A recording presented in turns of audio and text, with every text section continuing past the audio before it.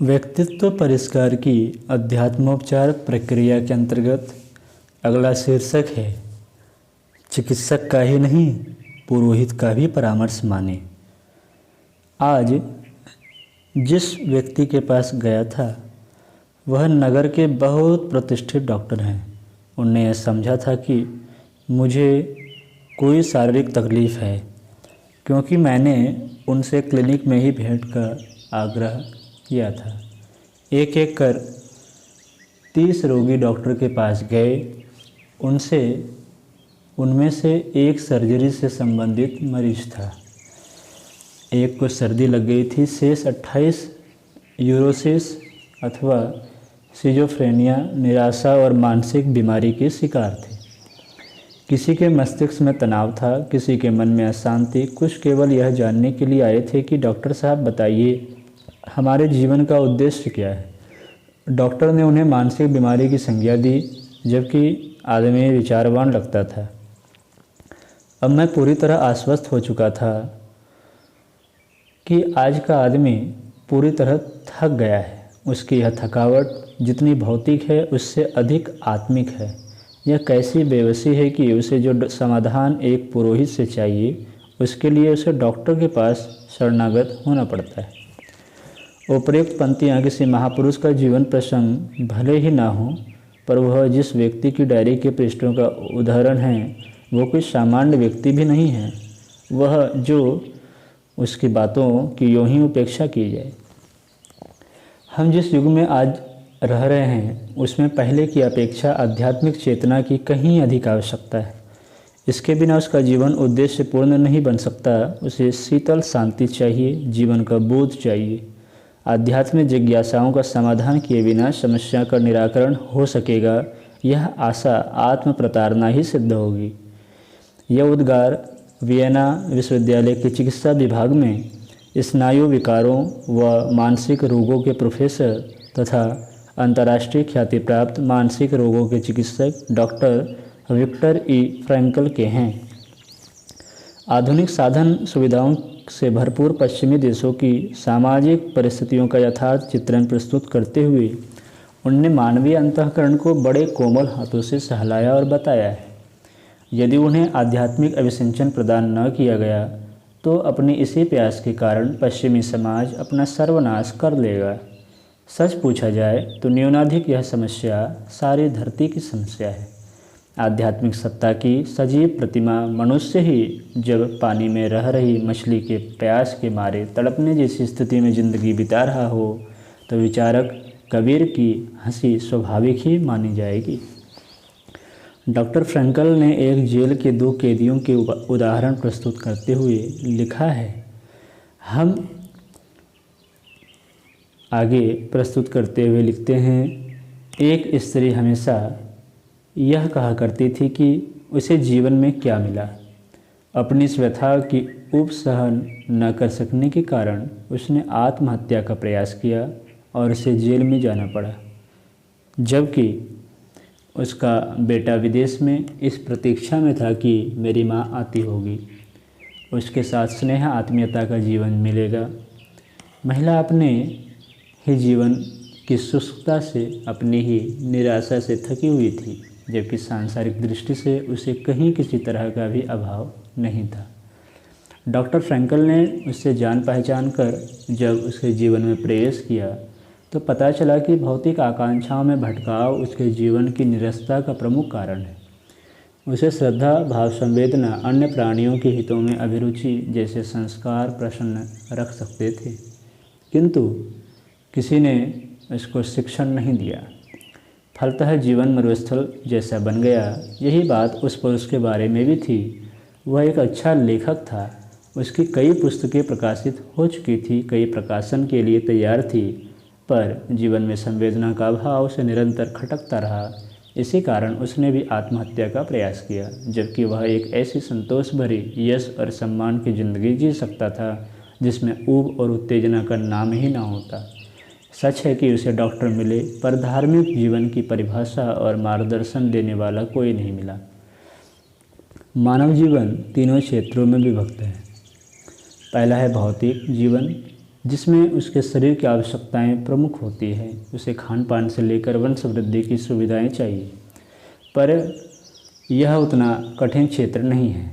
सामान्य प्रयत्नों से भी भौतिक जीवन की अपेक्षाएं पूर्ण हो जाती हैं, जिसका तात्पर्य ही यह है कि भौतिक जीवन मानवीय अस्तित्व के लिए उतना महत्वपूर्ण नहीं है, जबकि 99% व्यक्तियों का जीवन उसी मृत तृष्णा के इर्द गिर्द घूमता रहता है।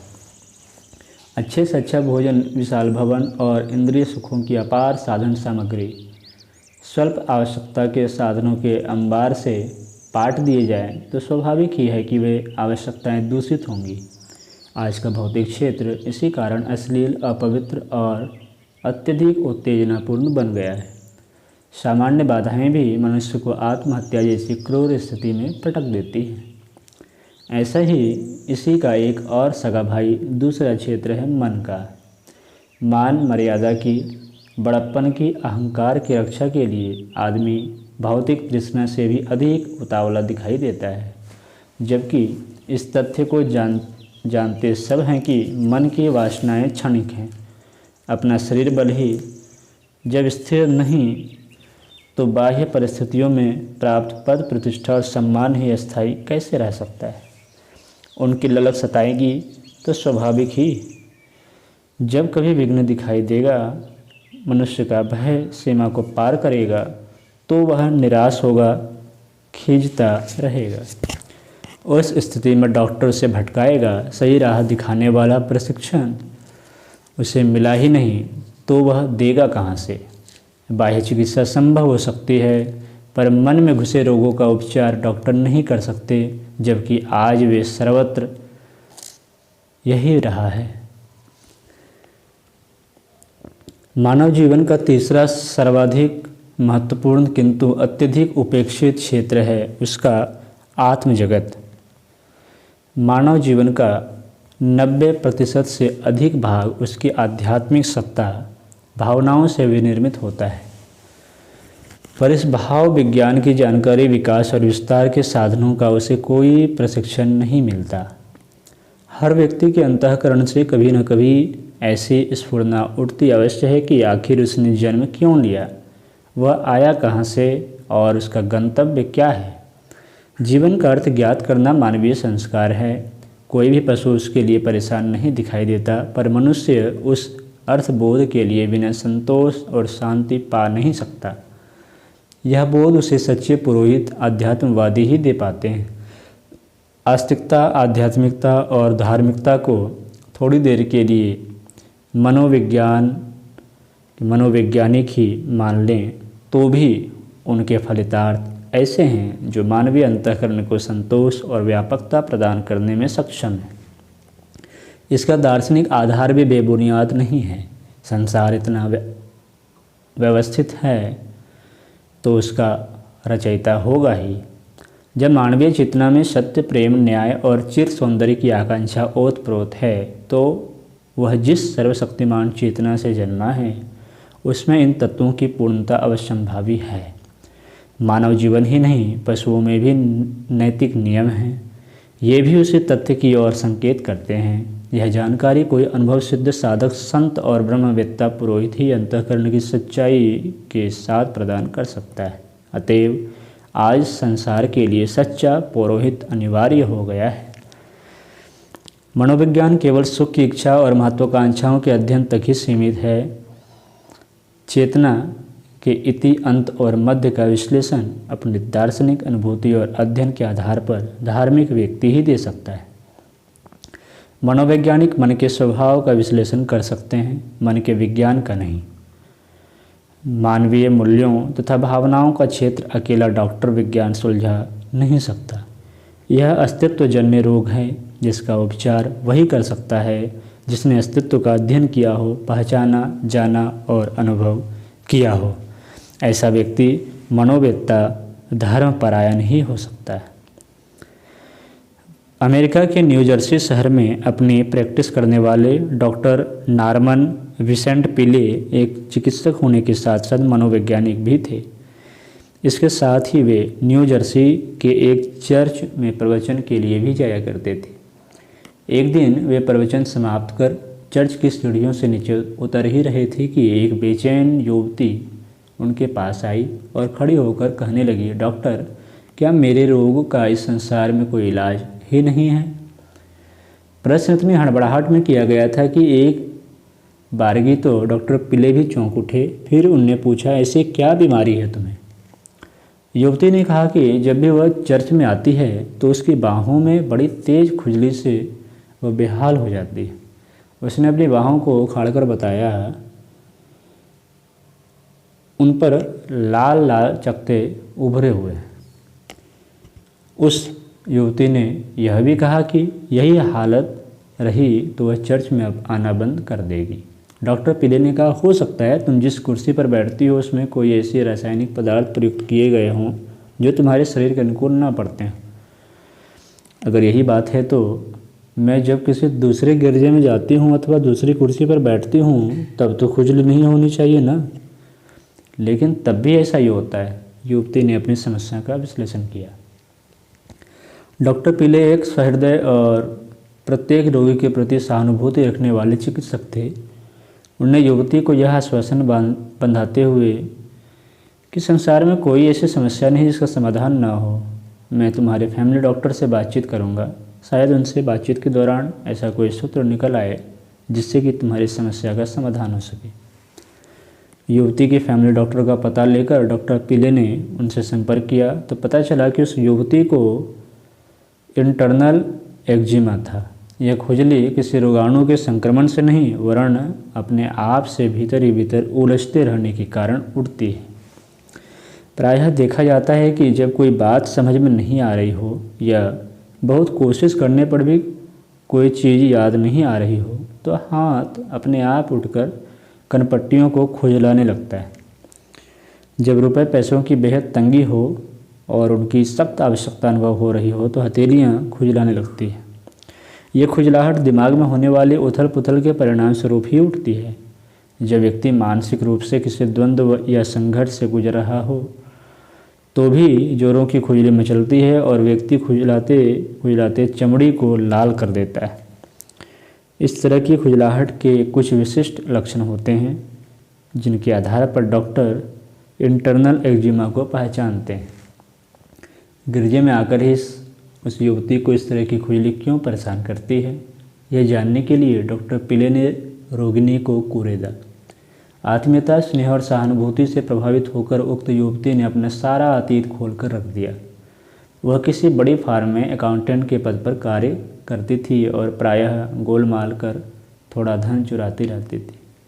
उस युवती के अनुसार चोरी की शुरुआत बहुत छोटी रकम से की गई थी और हर बार वह एक सोचकर पैसे चुराती थी कि वह जल्द ही इन चुराए गए पैसों को वापस रख देगी, परंतु वह ऐसा नहीं कर पाई थी।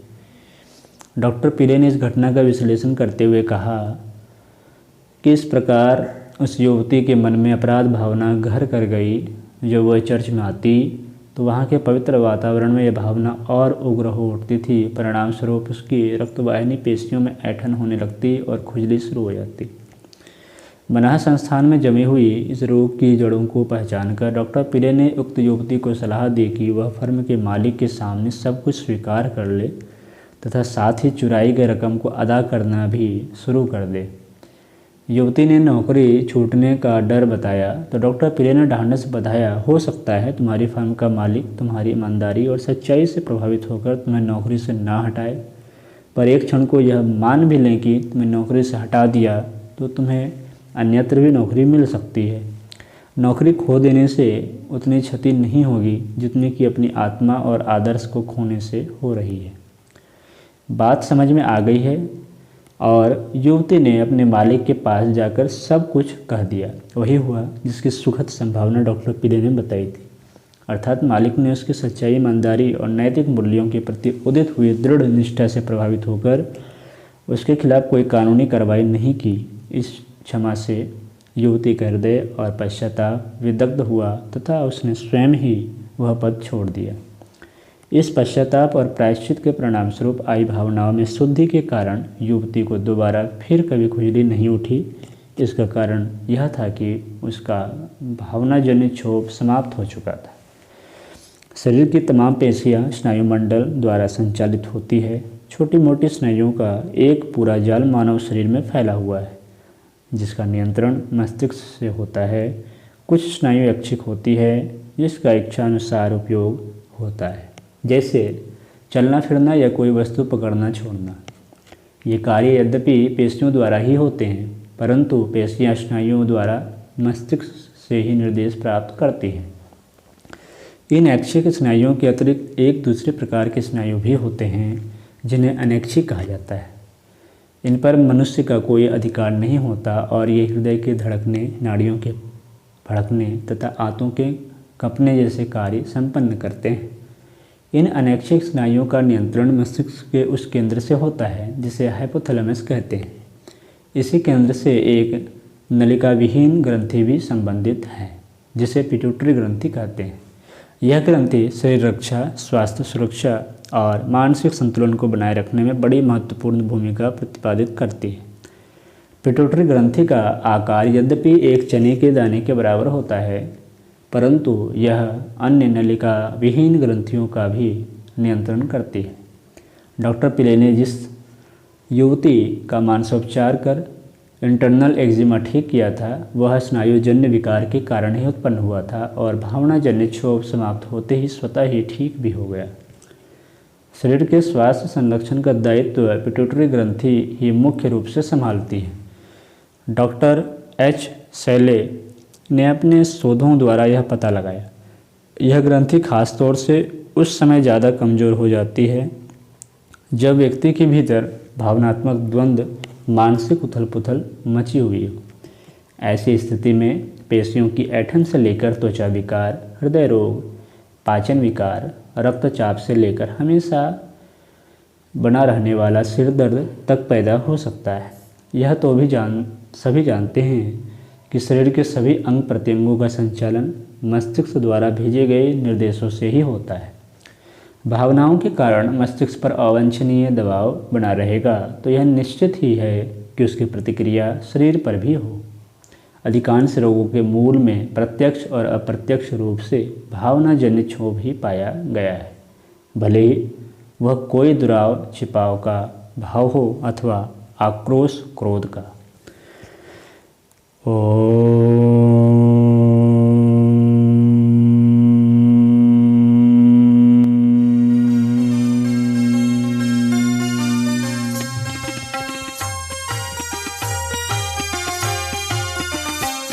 चलो गुरुदेव के सपने सजाने की शपथ ले लें।